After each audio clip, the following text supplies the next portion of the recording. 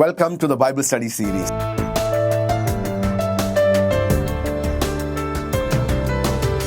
എഫേസ്യർക്കെഴുതിയ ലേഖനത്തിൽ നിന്നാണ് ഈ ദിവസങ്ങൾ നാം ചിന്തിക്കുകയും പഠിക്കുകയും ചെയ്യുന്നത്.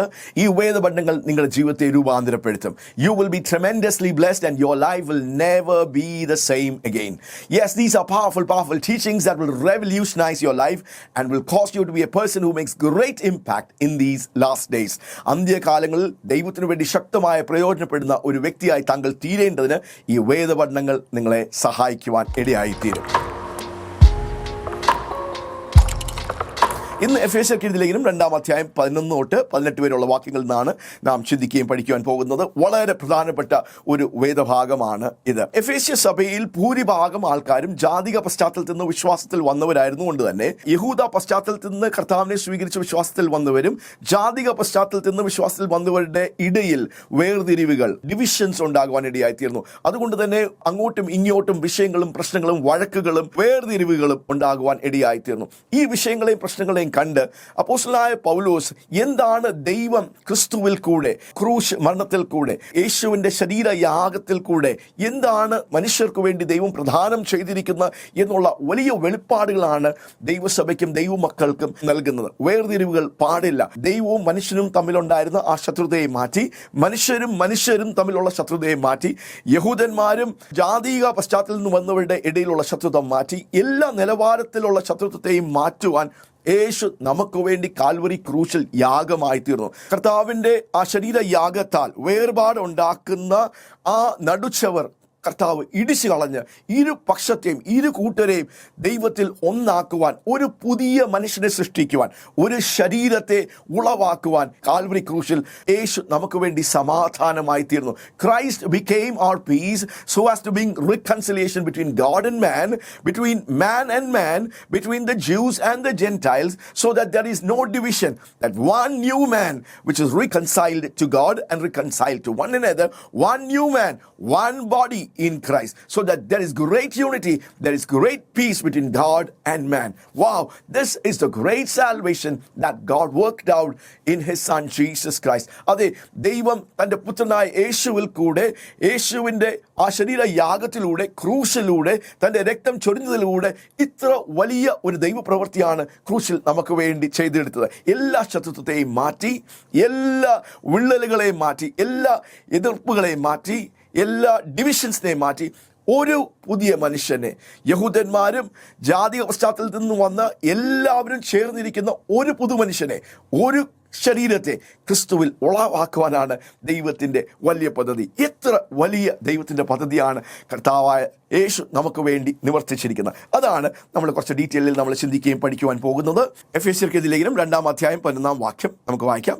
ആകയാൽ നിങ്ങൾ മുമ്പേ പ്രകൃതിയാൽ ജാതികളായിരുന്നു, ജഡത്തിൽ കയ്യാലുള്ള പരിച്ഛേദനക്കാർ എന്ന് പേരുള്ളവരാൽ അഗ്രചർമ്മക്കാർ എന്ന് വിളിക്കപ്പെട്ടിരുന്നു. 12-ാം വാക്യം പറയുന്നത്, ആ കാലത്ത് നിങ്ങൾ ക്രിസ്തുവിനെ കൂടാതെയുള്ളവരും ഇസ്രായേൽ പൗരത്വത്തോടെ സംബന്ധമില്ലാത്തവരും വാഗ്ദത്തത്തിന്റെ നിയമങ്ങൾക്ക് അന്യരും പ്രത്യാശയില്ലാത്തവരും ലോകത്തിൽ ദൈവമില്ലാത്തവരും ആയിരുന്നു എന്ന് ഓർത്ത് കൊള്ളുവേൻ. 13-ാം വാക്യം, മുമ്പേ ദൂരസ്ഥരായിരുന്ന നിങ്ങൾ ഇപ്പോൾ ക്രിസ്തു യേശുവിൽ ക്രിസ്തുവിന്റെ രക്തത്താൽ സമീപസ്ഥരായി തീർന്നു. 14-ാം വാക്യം നമ്മൾ വായിക്കുന്നത്, അവൻ നമ്മുടെ സമാധാനം, അവൻ ഇരുപക്ഷത്തെയും ഒന്നാക്കി ചട്ടങ്ങളും കൽപ്പനകളുമായ ന്യായപ്രമാണം എന്ന ശത്രുത്വം തൻ്റെ ജഡത്താൽ നീക്കി വേർപാടിൻ്റെ നടുച്ചവർ ഇടിച്ചു കളഞ്ഞ് സമാധാനം ഉണ്ടാക്കിക്കൊണ്ട് ഇരുപക്ഷത്തെയും തന്നിൽ ഒരു പുതിയ മനുഷ്യനാക്കി സൃഷ്ടിപ്പാനും ക്രൂശിൽ വെച്ച് ശത്രുത്വം ഇല്ലാതാക്കി അതിനാൽ ഇരുപക്ഷത്തെയും ഏക ശരീരത്തിൽ ദൈവത്തോട് നിരപ്പിക്കുവാനും തന്നെ. 17-ഉം 18-ഉം വാക്യങ്ങൾ വായിക്കുന്നത്, അവൻ വന്ന് ദൂരസ്ഥരായിരുന്ന നിങ്ങൾക്ക് സമാധാനവും സമീപത്തുള്ളവർക്ക് സമാധാനവും സുവിശേഷിച്ചു. അവൻ മുഖാന്തരം നമുക്ക് ഇരുപക്ഷക്കാർക്കും ഏക ആത്മാവിനാൽ പിതാവിങ്കിലേക്ക് പ്രവേശനം ഉണ്ട്. വാവ്, എത്ര വലിയ ദൈവവചനത്തിൻ്റെ വെളിപ്പാടാണ് പൗലോസ് അപ്പോസ്തലനിൽ കൂടെ ദൈവത്തിൻ്റെ പരിശുദ്ധാത്മാവ് നമുക്ക് പ്രദാനം ചെയ്യുന്നത്. ജാതിക പശ്ചാത്തലത്തിൽ നിന്ന് വന്ന ദൈവമക്കളോട് പൗലോസ് അപ്പോസ്തലൻ പറയുക, നിങ്ങളൊന്ന് കാണണമേ, നിങ്ങളൊന്ന് തിരിച്ചറിയണമേ, മനസ്സിലാക്കണമേ. അതനുസരിച്ച് നമ്മുടെ ഹൃദയങ്ങളൊന്ന് തുറന്ന് എല്ലാ ശത്രുത്വവും, എല്ലാ വേർതിരിവ് കൊണ്ടുവരുന്ന അങ്ങനെയുള്ള മനോഭാവങ്ങളെ നിങ്ങൾ മാറ്റി യഹൂദ പശ്ചാത്തലത്തിൽ നിന്ന് വരുന്നവരോടും പൗലോസ് അപ്പോസ്തലൻ സംസാരിക്കുക. നിങ്ങളുടെ മനസ്സിലുണ്ടായിരിക്കുന്ന ആ സുപ്പീരിയോറിറ്റി കോംപ്ലക്സുകളെല്ലാം മാറ്റി എങ്ങനെയാണ് ദൈവത്തിൻ്റെ പദ്ധതിയിൽ ജാതികളെ കൂടെ ഉൾപ്പെടുത്തി ഒരു പുതിയ മനുഷ്യൻ, യഹൂദനെന്നില്ല, യവനെന്നില്ല, സ്വതന്ത്രനെന്നില്ല, ദാസനെന്നില്ല എന്നുള്ള നിലവാരത്തിൽ ഒരു പുതിയ മനുഷ്യൻ, ക്രിസ്തുവിൽ വേർതിരിവില്ലാതെ ഒരു ശരീരം, ഒരു പുതിയ മനുഷ്യനെ കൊണ്ടുവരാനുള്ള ദൈവത്തിൻ്റെ പദ്ധതി. ആദ്യ മനുഷ്യനായ ആദാം പാപം ചെയ്തതിലൂടെ പാപം മനുഷ്യരാശിയിലേക്ക് പ്രവേശിക്കുകയും സകല മനുഷ്യരും പാപത്തിൻ്റെ അധീനതയിലായിത്തീർന്നു. മനുഷ്യനെ പാപത്തിൽ നിന്ന് ഉദ്ധരിക്കുവാനായി ദൈവം എബ്രഹാമിനെ തിരഞ്ഞെടുത്തു. എബ്രഹാമിൽ നിന്ന് ഇസ്രായേൽ ജനത്തെ ദൈവം ഉളവാക്കി. ദൈവത്തിൻ്റെ കൽപ്പനകളും ന്യായപ്രമാണങ്ങളും സത്യങ്ങളും എബ്രഹാമിലൂടെ ഇസ്രായേൽ ജനത്തിന് ദൈവം വെളിപ്പെടുത്തുവാൻ ഇടയായിത്തീർന്നു. അപ്പോൾ ദൈവത്തിൻ്റെ പദ്ധതി എന്തായിരുന്നു? ഇസ്രായേലിന് ഈ ജീവിക്കുന്ന ദൈവം ആരാണെന്നും ദൈവത്തിൻ്റെ രക്ഷ എന്താണെന്നും ദൈവത്തിൻ്റെ ഉദ്ധാരണത്തിൻ്റെ പ്രവൃത്തിയെക്കുറിച്ച് അവർക്ക് ആ ഒരു വെളിച്ചം കൊടുക്കുവാനാണ് ദൈവം ആഗ്രഹിച്ചത്. പക്ഷേ കേവലം യഹൂദന്മാരിൽ ഒതുങ്ങി നിൽക്കുന്ന ഒരു രക്ഷയല്ല, യഹൂദന്മാരിൽ നിന്ന് സകല ജാതികളിലേക്കും പുറപ്പെട്ടു പോകേണ്ട ആ ദൈവത്തിൻ്റെ രക്ഷയുടെ ആ വിളംബരം ചെയ്യുവാനാണ് ദൈവം യഹൂദന്മാരെ കണ്ടതും. അതായിരുന്നു ദൈവത്തിൻ്റെ പദ്ധതി. യെശയ്യാപ്രവാചകന്റെ പുസ്തകം 49-ാം അധ്യായം 6-ാം വാക്യത്തിലും ദൈവം പറയുന്നത്, ഇസ്രായേൽ മക്കളെ, ദൈവം യാക്കോബിൻ്റെ മക്കളെ ദൈവം വിളിച്ചത് സകല ജാതികൾക്കും വെളിച്ചമായി തീരുവാൻ, ഭൂമിയുടെ അറ്റത്തോളം ദൈവത്തിൻ്റെ വെളിച്ചം, ആ സത്യം, രക്ഷയുടെ സത്യം എത്തേണ്ടതിന് ദൈവം അവരെ തിരഞ്ഞെടുത്തു. In the book of Isaiah chapter 49 verse 6 we read, I will make you a light for the nations, that my salvation may reach to the end of the earth. എൻ്റെ രക്ഷ ഭൂമിയുടെ അറ്റത്തോളം എത്തേണ്ടതിന് ഞാൻ നിന്നെ ജാതികൾക്ക് പ്രകാശമാക്കി വെച്ചിരിക്കുന്നു എന്ന് അവൻ ചെയ്യുന്നു. യെശയ്യാപ്രവാചകന്റെ പുസ്തകം 42-ാം അധ്യായം അതിൻ്റെ 6-7 വാക്യത്തിലും അത് തന്നെയാണ് നാം വായിക്കുന്നത്. I will give you as a covenant for the people, a light for the nations. നിന്നെ ജനത്തിൻ്റെ നിയമവും ജാതികളുടെ പ്രകാശവുമാക്കും. അപ്പോൾ എന്തായിരുന്നു ദൈവത്തിൻ്റെ പ്ലാനും പദ്ധതിയും? പാപത്തിൽ വീണുപോയ മനുഷ്യനെ ഉദ്ധരിക്കുവാൻ എബ്രഹാമിനെ തിരഞ്ഞെടുത്തു. എബ്രഹാമിലൂടെ ഇസ്രായേൽ മക്കളെ ദൈവം പുറത്തു കൊണ്ടുവന്നു. ഇസ്രായേൽ മക്കളിലൂടെ ദൈവത്തിൻ്റെ രക്ഷ സകല ജാതികളിലേക്കും എത്തണം എന്നായിരുന്നു ദൈവത്തിൻ്റെ പ്ലാനും പദ്ധതികളും. പക്ഷെ എന്താ സംഭവിച്ചത്? ഇസ്രായേൽ മക്കൾ മോശയിൽ കൂടെ ദൈവത്തിൻ്റെ കൽപ്പനകൾ, പ്രമാണങ്ങൾ, അതിൻ്റെ ഓർഡിനൻസസ് ഒക്കെ തിരിച്ചു മനസ്സിലാക്കി. അപ്പോൾ അവരുടെ മനസ്സിൽ രക്ഷ അവർക്ക് വേണ്ടി മാത്രം എന്നുള്ള നിലവാരത്തിലേക്ക് വന്നു.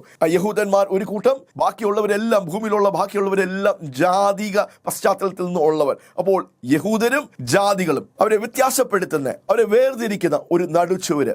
അപ്പോൾ അങ്ങനെ ഉള്ളൊരു അവസ്ഥയായിരുന്നു മനുഷ്യന്റെ. പാപത്തിൽ വീണ മനുഷ്യനും ദൈവത്തിൽ തമ്മിൽ ഒരു ശത്രുത ഉണ്ടായിരിക്കുന്നു. അപ്പോൾ തന്നെ യഹൂദന്മാരും ജാതിക പശ്ചാത്തലത്തിൽ നിന്നുള്ളവർ തമ്മിലുണ്ടായിരിക്കുന്ന ആ ശത്രുത, ദൈവം ആ ശത്രുത നീക്കുവാൻ തൻ്റെ പുത്രനിലൂടെ ഒരു വലിയ പദ്ധതിയാണ് രൂപീകരിക്കുന്നത്. അതുകൊണ്ട് തന്നെ അപ്പോസ്തലനായ പൗലോസ് സഭാമക്കളോട് പറഞ്ഞവരെ മനസ്സിലാക്കുകയാണ്, ദൈവത്തിൻ്റെ പ്ലാനും പദ്ധതികളും നാം ഗ്രഹിക്കുമ്പോൾ, ആ വെളിപ്പാടുകളാൽ നാം പിടിക്കപ്പെടുമ്പോൾ നമുക്ക് പരസ്പരം അങ്ങോട്ടും ഇങ്ങോട്ടും സ്നേഹിക്കുവാൻ, കരുതുവാൻ, ആ ഐക്യതയുടെ മനോഭാവത്തിലേക്ക് വരുവാൻ, ആ ശത്രുത എങ്ങനെയാണ് ക്രൂശിൽ ദൈവം നമുക്ക് വേണ്ടി മാറ്റിയിരിക്കുന്നത് എന്ന് തിരിച്ചറിഞ്ഞ് അങ്ങനെ ആ വെളിപ്പാടിനാൽ ഒരു വലിയ രൂപാന്തരം നമ്മളിൽ വരുവാനായിട്ടുള്ള ആ വചന വെളിപ്പാടുകളാണ് ഇവിടെ പ്രദാനം ചെയ്തിരിക്കുന്നത്. യഹൂദന്മാർ, ഞങ്ങൾ ദൈവത്തിൻ്റെ മക്കളാണ്, ഞങ്ങൾ പരിച്ഛേദന ഏറ്റവരാണ്, ജാതി പശ്ചാത്തലത്തിൽ നിന്ന് വരുന്നവർ അവർ അഗ്രചർമ്മികളാണ്, ഞങ്ങൾക്കാണ് ദൈവത്തിൻ്റെ ന്യായപ്രമാണമുള്ളത്,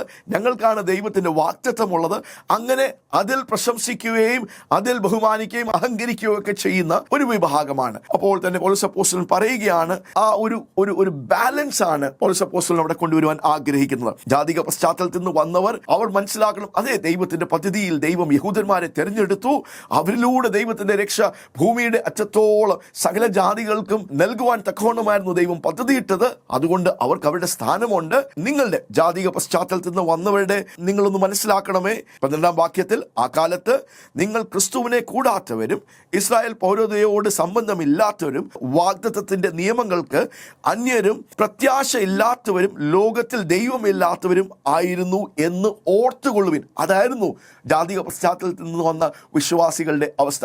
അതുകൊണ്ട് തന്നെ വളരെ താഴ്മയോടും വളരെ കൃപയോടും നാം അത് മനസ്സിലാക്കി ദൈവത്തിൻ്റെ രക്ഷയുടെ വലിയ പദ്ധതിയിൽ യഹൂദന്മാരുടെ റോൾ എന്താണ് എന്ന് തിരിച്ചറിഞ്ഞ് അങ്ങനെ ശത്രുതയെല്ലാം മാറ്റി ആ ഒരു ദൈവത്തിന്റെ പ്ലാനും പദ്ധതി ഒന്ന് മനസ്സിലാക്കുവാൻ അപ്പോസ്തലനായ പൗലോസ് അവരെ പ്രബോധിപ്പിക്കുകയാണ്. ഈ ശത്രുത്വം മാറ്റുവാൻ എന്താണ് ക്രിസ്തു ചെയ്തത്?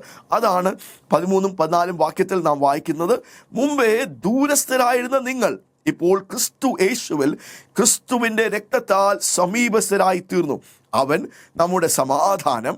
അവൻ ഇരുപക്ഷത്തെയും ഒന്നാക്കി ചട്ടങ്ങളും കൽപ്പനകളുമായ ന്യായപ്രമാണം എന്ന ശത്രുത്വം തൻ്റെ ജഡത്താൽ നീക്കി വേർപാടിൻ്റെ നടുച്ചുവർ ഇടിച്ചു കളഞ്ഞു സമാധാനമുണ്ടാക്കിക്കൊണ്ട് ഇരുപക്ഷത്തെയും തന്നിൽ ഒരു പുതിയ മനുഷ്യനാക്കി സൃഷ്ടിപ്പാനും ക്രൂശന്മേൽ വെച്ച് ശത്രുത്വം ഇല്ലാതാക്കി അതിനാൽ ഇരുപക്ഷത്തെയും ഏക ശരീരത്തിൽ ദൈവത്തോട് നിരപ്പിച്ച് ഇരിക്കുന്നു. അപ്പോൾ ഒരു വലിയ നിരപ്പിൻ്റെ ഒരു പ്രവൃത്തിയാണ് യേശു നമുക്ക് വേണ്ടി ചെയ്തിരിക്കുന്നത്. So Jesus Christ is our peace. Yeshu തന്നെയാണ് നമ്മുടെ സമാധാനം. ക്രൂശിൽ തൻ്റെ പാപയാഗത്താൽ, തൻ്റെ ശരീരയാഗത്താൽ, തൻ്റെ ക്രൂശ് മരണത്താൽ കർത്താവായ യേശു നമുക്ക് വേണ്ടി സമാധാനമായി തീർന്നു. പാപിയായ മനുഷ്യനും ദൈവവും തമ്മിലുണ്ടായിരിക്കുന്ന ആ ശത്രുത്വം മാറ്റി. റോമർക്ക് എഴുതിയ ലേഖനം 5-10 വാക്യത്തിൽ നാം വായിക്കുന്നത്, ശത്രുക്കളായിരുന്നപ്പോൾ തന്നെ നമുക്ക് അവൻ്റെ പുത്രന്റെ മരണത്താൽ ദൈവത്തോട് നിരപ്പ് വന്നു എങ്കിൽ നിരന്ന ശേഷം നാം അവൻ്റെ ജീവനാൽ എത്ര അധികം രക്ഷിക്കപ്പെടും. Romans chapter 5 verse 10 says, for if while we were enemies we were reconciled to God by the death of his son, how much more now that we who are reconciled shall be saved by his life. നാം ശത്രുക്കളായിരുന്നപ്പോൾ തന്നെ യേശു നമുക്ക് വേണ്ടി മരിച്ചു, നമ്മെ ദൈവത്തോട് നിരപ്പിച്ചു. അത് തന്നെയാണ് റോമർക്ക് എഴുതിയ ലേഖനം 5-1 വാക്യം പറയുന്നത്. വിശ്വാസത്താൽ നീതീകരിക്കപ്പെട്ടിട്ട് നമ്മുടെ കർത്താവായ യേശു ക്രിസ്തു മൂലം നമുക്ക് ദൈവത്തോട് സമാധാനമുണ്ട്. അതെ, ശത്രുക്കളായ നമുക്ക് ക്രിസ്തു യേശുവിന്റെ യാഗത്താൽ ദൈവം നമുക്ക് സമാധാനം വരുത്തിയിരിക്കുന്നു. Now we have peace with God. Every enmity that separated us from God has been taken away by the sacrifice of Jesus Christ on the cross of Calvary. Therefore, since we have been justified by faith, we have peace with God through our Lord Jesus Christ. എത്ര വലിയ കാര്യമാണ് ദൈവം ചെയ്തിരിക്കുന്നത്. ദൈവവും മനുഷ്യനും തമ്മിലുണ്ടായിരിക്കുന്ന ശത്രുതയെ നീക്കുവാൻ യേശു നമുക്ക് വേണ്ടി പാപയാഗമായി തീർന്നു. നാം ശത്രുക്കളായിരുന്നപ്പോൾ തന്നെ യേശു നമുക്ക് വേണ്ടി ക്രൂശിൽ മരിച്ചു. മനുഷ്യർ തമ്മിലുണ്ടായിരിക്കുന്ന ആ ശത്രുത നീക്കുവാൻ ഏറ്റവും വലിയ ശത്രുത എന്തുവായിരുന്നു? യഹൂദനും ജാതികനും തമ്മിലുണ്ടായിരിക്കുന്ന ആ നടുച്ചവരിനെ ഇടിച്ചു കളയുവാൻ യേശു നമുക്ക് വേണ്ടി സമാധാനമായി തീർന്നു. യേശു തൻ്റെ ക്രൂശിലെ യാഗത്താൽ ആ ശത്രുതയും യഹൂദനും ജാതികനും തമ്മിലുണ്ടായിരിക്കുന്ന ആ ശത്രുതയും ദൈവം മാറ്റുകയാണ്. യേശു നമുക്ക് വേണ്ടി ഇടിച്ചു കളഞ്ഞ് മാറ്റുകയാണ്. അവിടെ സമാധാനവും നിരപ്പും കൊണ്ടുവരികയാണ്. കൊളോസ്യർക്ക് എഴുതിയ ലേഖനം 3-ാം അതിന്റെ 11-ാം വാക്യം, അതിന് യവനനും യഹൂദനും എന്നില്ല, പരിച്ഛേദനക്കാരനും അഗ്രചർമ്മിയും എന്നില്ല, ബർബരനും ശക്കനും ദാസനും സ്വതന്ത്രനും എന്നില്ല, ക്രിസ്തു അത്രേ എല്ലാവരിലും എല്ലാം ആകുന്നു. Reading in the book of Colossians chapter 3 verse 11, it reads, here there is no Greek, no Jew, no circumcised and uncircumcised, barbarian, Scythian, slave and free, but Christ is all and in all. ക്രിസ്തുവിൽ എല്ലാവരും ഒന്നായിരിക്കുന്നു. ക്രിസ്തു തന്നെ സകലരെയും ഒന്നാക്കിയിരിക്കുന്നു. അപ്പോൾ ദൈവത്തിന്റെ വലിയ ഹൃദയത്തിന്റെ plan എന്തായിരുന്നു? ഒരു പുതു മനുഷ്യനെ വേർതിരിവില്ലാതെ, ഡിവിഷൻ ഇല്ലാതെ, ഐക്യതയിൽ ഒരു ശരീരത്തിന്റെ, ക്രിസ്തുവാകുന്ന സഭയാകുന്ന ഒരു ശരീരത്തിന്റെ ഭാഗത്തിൽ ജാതിക പശ്ചാത്തലത്തിൽ നിന്നുള്ളവരും യഹൂദ പശ്ചാത്തലത്തിൽ നിന്നുള്ള എല്ലാവരും കൂടി ഒരുമിച്ച് ഒരു പുതു മനുഷ്യനായി, ഒരു ശരീരമായി വിളങ്ങുവാനാണ് ദൈവം പദ്ധതിയിട്ടിരിക്കുന്നത്. റോമർക്ക് എഴുതിയ ലേഖനം 10-ാം അതിന്റെ 12-13 വാക്യത്തിൽ നാം വായിക്കുന്നത്, for there is no distinction between Jews and Greek, for the same Lord is Lord of all, bestowing his riches on all who call on him, for everyone who calls on the name of the Lord will be saved. യഹൂദൻ എന്നും യവനൻ എന്നും വ്യത്യാസമില്ല, എല്ലാവർക്കും കർത്താവ് ഒരുവൻ തന്നെ, അവൻ തന്നെ വിളിച്ചപേക്ഷിക്കുന്ന എല്ലാവർക്കും നൽകുവാൻ തക്കവണ്ണം സമ്പന്നനാകുന്നു. കർത്താവിന്റെ നാമത്തെ വിളിച്ചപേക്ഷിക്കുന്ന ഏവനും രക്ഷിക്കപ്പെടും എന്നുണ്ടല്ലോ. അതുകൊണ്ട് തന്നെ വേർതിരിവുകളെ തൻ്റെ ശരീരയാഗത്താൽ ക്രിസ്തു നമ്മുടെ സമാധാനമായി ആ നിരപ്പ് കൊണ്ടുവന്ന് ആ ശത്രുത മാറ്റി ക്രിസ്തുവിനെ സകലത്തെയും നിറയ്ക്കുവാൻ തക്കവണ്ണം ദൈവം ആ വലിയ പ്രവൃത്തിയാണ് ക്രിസ്തുവിലൂടെ ചെയ്തിരിക്കുന്നത്. ഗലാത്യർക്ക് എഴുതിയ ലേഖനം 3-ാം 7-8 വാക്യങ്ങളിൽ നാം ദൈവത്തിൻ്റെ പ്ലാനുകളെ അറിയുകയാണ്. മനുഷ്യൻ പാപത്തിൽ വീണ ആ സമയം തന്നെ എബ്രഹാമിലൂടെ ദൈവം മനുഷ്യനെ ഉദ്ധരിക്കുവാൻ ആഗ്രഹിച്ചപ്പോൾ തന്നെ അത് കേവലം യഹൂദന്മാരിൽ ഒതുങ്ങി നിൽക്കുന്ന ഒരു രക്ഷയല്ല. സകല ജാതികളും എബ്രഹാമിലൂടെ അനുഗ്രഹിക്കപ്പെടണം, എബ്രഹാമിലൂടെ ദൈവത്തിൻ്റെ രക്ഷ അറിയണം, എബ്രഹാമിലൂടെ അനുഗ്രഹിക്കപ്പെടണം എന്നായിരുന്നു ദൈവത്തിൻ്റെ പദ്ധതി. ഗലാത്യർക്ക് എഴുതിയ ലേഖനം 3-ാം അധ്യായം 7-8 വാക്യത്തിൽ നാം അത് വായിക്കുന്നു. അതുകൊണ്ട് വിശ്വാസികളത്രേ എബ്രഹാമിൻ്റെ മക്കൾ എന്ന് അറിയുവിൻ. എന്നാൽ ദൈവം വിശ്വാസം മൂലം ജാതികളെ നീതീകരിക്കുന്നു എന്ന് തിരുവെഴുത്ത് മുൻകണ്ടിട്ട് നിന്നിൽ സകല ജാതികളും അനുഗ്രഹിക്കപ്പെടും എന്നുള്ള സുവിശേഷം എബ്രഹാമിനോട് മുൻകൂട്ടി അറിയിച്ചു. അങ്ങനെ വിശ്വാസികൾ വിശ്വസിക്കുന്ന എബ്രഹാമിനോടുകൂടെ അനുഗ്രഹിക്കപ്പെടുന്നു. It is those of faith who are the sons of Abraham, and the scripture, foreseeing that God would justify the Gentiles by faith, preached the gospel beforehand to Abraham, saying, in you shall all the nations be blessed. So then those who are of faith are blessed along with Abraham, the man of faith. ഗലാത്യർക്ക് എഴുതിയ ലേഖനം 3-ാം അധ്യായം 27-29 വാക്യത്തിലും ക്രിസ്തുവിനോട് ചേരുവാൻ സ്നാനം ഏറ്റവരായ നിങ്ങൾ എല്ലാവരും ക്രിസ്തുവിനെ ധരിച്ചിരിക്കുന്നു. അതിന് യഹൂദനും യവനനും എന്നില്ല, ദാസനും സ്വതന്ത്രനും എന്നില്ല, ആണും പെണ്ണും എന്നുമില്ല, നിങ്ങൾ എല്ലാവരും ക്രിസ്തു യേശുവിൽ ഒന്നത്രേ. ക്രിസ്തുവിലുള്ളവർ എങ്കിലോ നിങ്ങൾ എബ്രഹാമിന്റെ സന്തതികളും വാഗ്ദത്ത പ്രകാരം അവകാശികളും ആകുന്നു. Reading in Galatians chapter 3 verse 27-29, for as many of you were baptized into Christ Jesus have put on Christ. Therefore there is neither Jew nor Greek, there is neither slave nor free, there is no male and female, for you all are one in Christ Jesus. And if you are Christ, then you are Abraham's offspring, heirs according to promise. എന്താണ് ദൈവം നമുക്ക് വേണ്ടി ചെയ്തിരിക്കുന്നത്? എഫേസ്യ സഭാ മക്കൾക്ക് പൗലോസ് അപ്പോസ്തലൻ ഈ വെളിപ്പാടുകൾ പ്രദാനം ചെയ്യുകയാണ്. നമ്മെ വേർതിരിക്കുന്ന, വിള്ളലുകൾ കൊണ്ടുവരുന്ന, അങ്ങോട്ടും ഇങ്ങോട്ടും വഴക്കുണ്ടാക്കുന്ന അങ്ങനെയുള്ള സകല കാര്യത്തെയും മാറ്റുവാൻ തക്കോണം ക്രിസ്തു യേശുവിൽ എത്ര വലിയ ഒരു നിരപ്പിന്റെ പ്രവൃത്തിയാണ് ദൈവം ചെയ്തിരിക്കുന്നത്. Reconciliation. We who were enemies with God and we who were enemies with one another, Christ our peace has made reconciliation. Reconciliation എന്ന് പറഞ്ഞ വാക്ക് ഗ്രീക്ക് പദത്തിൽ അപ്പോകാലറ്റോസ് എന്ന് പറഞ്ഞ ഒരു പദമാണ്. അപ്പോകാലറ്റോസ് അതിന്റെ അർത്ഥം വേർപെട്ട് കിടന്ന്, വേർതിരിഞ്ഞ് കിടന്നവർ, മാറിയിരുന്നവരെ ദൈവം വീണ്ടും ഒരുമിച്ച് കൊണ്ടുവരികയാണ്. Those who were separated, those who have gone far away, that he brings them together, to bring them together in harmony.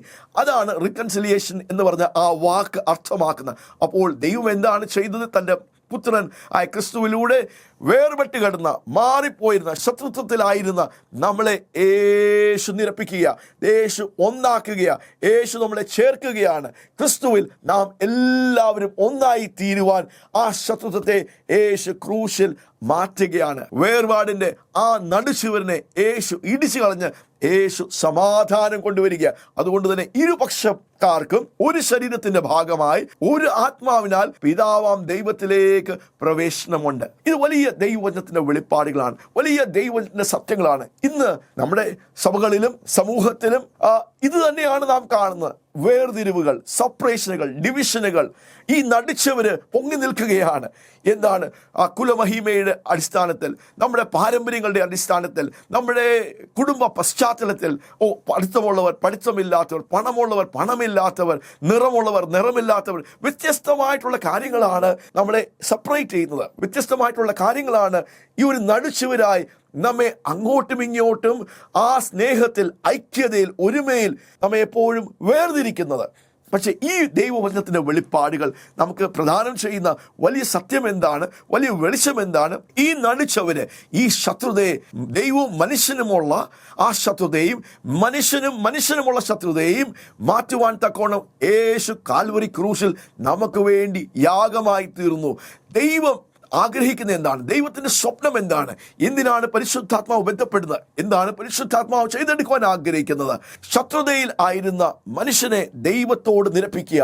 ശത്രുക്കളായിരുന്ന യഹൂദനും ജാതികനും അവരെ ഒന്നിപ്പിച്ച് ഒരു പുതിയ മനുഷ്യനാക്കി, ഒരു ശരീരത്തിന്റെ ഭാഗമാക്കി ദൈവത്തിന്റെ മഹത്വത്തെ, സഭയാകുന്ന ശരീരത്തിലൂടെ ദൈവത്തിന്റെ മഹത്വത്തെ ഭൂമിയിൽ വെളിപ്പെടുത്തുവാനാണ് ദൈവത്തിന്റെ പദ്ധതി. അതുകൊണ്ട് തന്നെ ഈ വചനത്തിന്റെ സത്യങ്ങളും വെളിപ്പാടുകളും നമ്മുടെ ഉള്ളിൽ നിന്ന് വേർതിരിവുകൾ മാറ്റുവാൻ, നമ്മുടെ ഉള്ളിൽ നിന്ന് എല്ലാ ഡിവിഷന്റെ ആ മൈൻഡ് സെറ്റുകളെ മാറ്റുവാൻ, എല്ലാ സെപ്പറേഷൻസിനെയും മാറ്റുവാൻ, എല്ലാ ഡിസ്റ്റിങ്ഷനെ വേർതിരിക്കുന്ന ജാതിക പശ്ചാത്തലത്തിൽ നിന്ന്, കുലമഹിമയിൽ നിന്ന്, നമ്മുടെ പാരമ്പര്യങ്ങളുടെ അടിസ്ഥാനത്തിൽ, നമ്മുടെ പഠിത്തത്തിന്റെ അടിസ്ഥാനത്തിൽ, പണത്തിന്റെ അടിസ്ഥാനത്തിലുള്ള എല്ലാ വേർതിരിവുകളും മാറ്റുവാൻ ദൈവത്തിന്റെ ഈ വചന വെളിപ്പാടുകൾ നമുക്ക് ഉപദേശം നൽകുന്നു. That there should be no separation, no distinction, that we must not divide people based on color, based on creed, based on religious backgrounds, based on money, riches, wealth, our family backgrounds,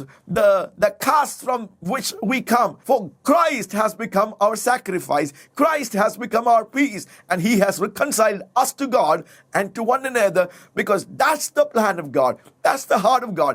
He wants to bring forth one new man in which there is no distinction between Jews and Greek, no distinction between barbarians and Scythians, no distinction between free or slave, no distinction between male or female, but one body in Christ, one new man in Christ, to the glory of God. ദൈവത്തിന്റെ പദ്ധതികളെ നാം തിരിച്ചറിയുമ്പോഴാണ് ദൈവം എന്താണ് തന്റെ പുത്രനിലൂടെ രക്ഷയുടെ പ്രവൃത്തിയിലൂടെ ദൈവം ചെയ്തെടുത്തത് എന്ന് നാം തിരിച്ചറിയുമ്പോഴാണ് നമുക്ക് മനസ്സ് പുതുക്കി രൂപാന്തരപ്പെട്ട് നമ്മുടെ വേർതിരിവുകളെല്ലാം മാറ്റിവെച്ച് നമ്മുടെ മനോഭാവങ്ങളെ ഒന്ന് വ്യത്യാസപ്പെടുത്തി നമുക്ക് നമ്മളെ തന്നെ ഒന്ന് താഴ്ത്തി ദൈവത്തിന്റെ ഹൃദയത്തെ മനസ്സിലാക്കി നമുക്ക് പരസ്പരം അങ്ങോട്ടും ഇങ്ങോട്ടും സ്നേഹിക്കുവാനും വേർതിരിക്കുന്ന സകല ആ പൈശാചിക കാര്യങ്ങളെ മാറ്റി കർത്താവിൽ ഒരു ശരീരമായി, കർത്താവിൽ ഒന്നായി ആ സ്വപ്നത്തെ പൂർത്തീകരിക്കുവാൻ നമുക്ക് നമ്മളെ തന്നെ ഏൽപ്പിച്ചു കൊടുക്കുവാൻ കഴിയുന്നത്.